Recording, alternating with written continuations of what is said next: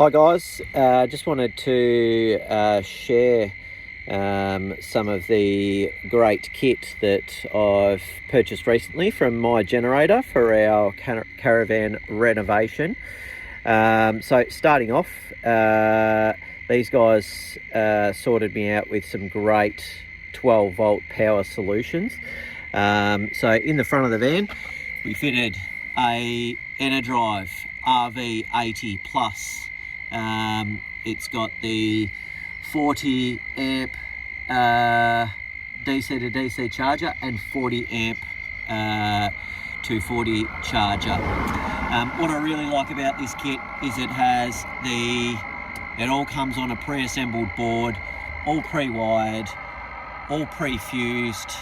It's got a negative stub, so all you have to do is run to your chassis and everything else can come back to that central point. And all I had to fit was an isolator switch. That is powering our whole van off a 200 amp hour battery.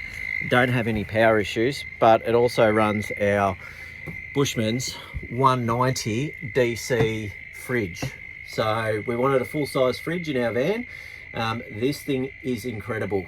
Runs about 4 amps at full noise and is super cold. Heaps of space both in the door and on the racks, and a full-size freezer to go with it.